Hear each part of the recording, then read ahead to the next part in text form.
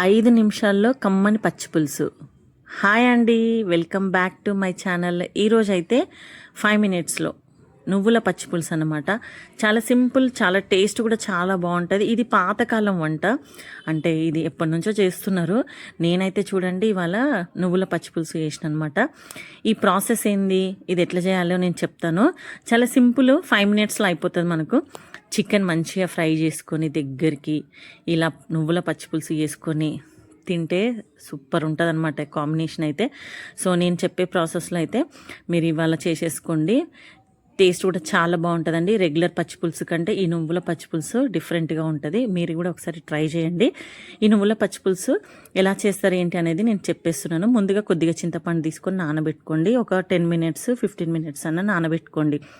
మంచిగా నానిన చింతపండుని మనకి ఎంత కావాలో అంత పచ్చిపులుసు పిండుకోండి. అంటే చింతపండు పిసుకుంటాం కదా, పిసుకున్న తర్వాత అందులో 4 లేదా 5 పచ్చిమిర్చి, కొన్ని నువ్వులు, ఒక గుప్పెడు తీసుకోండి సరిపోతాయి.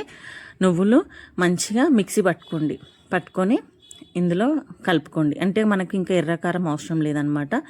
ఇంకా సాల్ట్, ఆనియన్, ఉల్లిగడ్డ ఒక మంచిగా మీడియం సైజు మంచిది తీసుకోండి. ఆనియన్ మంచిగా ఉంటే పచ్చిపులుసులో ఇంకా టేస్ట్ బాగుంటుంది అనమాట. మెయిన్ ఆనియన్తోనే మనకు తినాలనిపిస్తుంది. వేడి వేడి అన్నంలో ఇట్లా ఈ పచ్చిపులుసు వేసుకొని ఒక ఆమ్లెట్ వేసుకొని పక్కకు పెట్టుకోండి. అట్లా కూడా బాగుంటుంది అనమాట కాంబినేషను.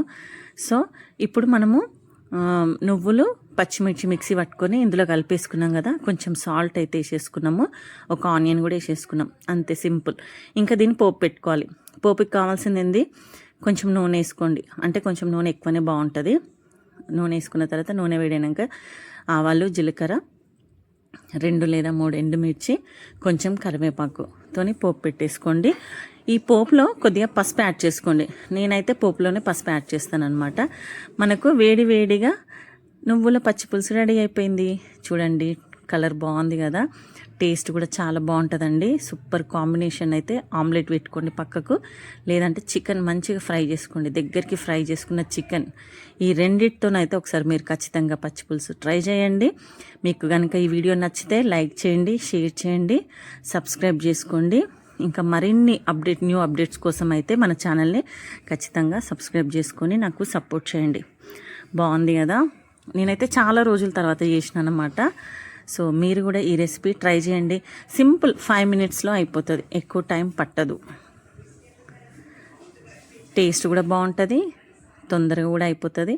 పిల్లలు కూడా రెగ్యులర్గా మనం పప్పు చేసుకుంటాం కదా, ఒకసారి స్కిప్ చేసి ఇలా నువ్వుల పచ్చిపులుసు చేసి పెట్టండి. Thanks for watching, bye.